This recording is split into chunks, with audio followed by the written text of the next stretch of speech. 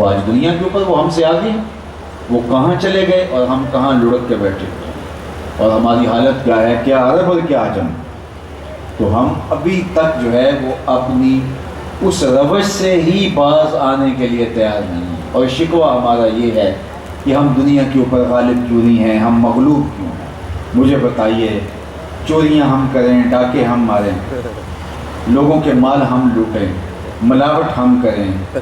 دودھ پیتے بچوں کے دودھ میں ملاوٹ کریں جو زندگی کھانے والے ہیں، یعنی وہ دودھ زندگی کھا جاتا ہے، زندگی بچانے والی جو اہم ترین دوائیاں ہیں اور سب سے مہنگی وہ ہیں، ان میں ملاوٹ ہے۔ تو مجھے بتاؤ، ہم دودھ شیر خوار بچوں کے کو ملاوٹ والا دودھ بیچیں جو ان کی زندگی کے لیے جو ہے وہ ان کی زندگی کے لیے اتنا مضر ہے کہ ان کو جو ہے وہ موت کے ہوش میں اتار دیں، ہم دوائیوں کے اندر ملاوٹ کریں، ہم کھانے والی خورد و نوش کی چیزوں میں ملاوٹ کریں، ہم جھوٹ بولیں، ہم دھوکہ دہی کریں، ہم لوگوں کو اذیتیں پہنچائیں، ہم جو ہے وہ خیانت کریں، ہم لوگوں کے مال لوٹیں، ہم عدل و انصاف کے گردن پہ چھری پھیر کر کے ہماری عدالتیں جو ہیں وہ کچہریاں جو ہیں وہ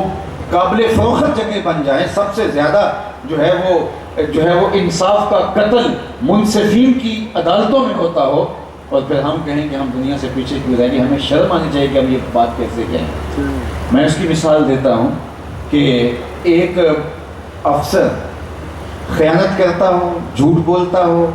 وقت پہ دفتر میں آتا نہ ہو، وقت ہونے سے پہلے چلا جاتا ہو، آنے والے لوگوں سے تلخ اور انتہائی کھردرا رویہ رکھتا ہو، خائن ہو،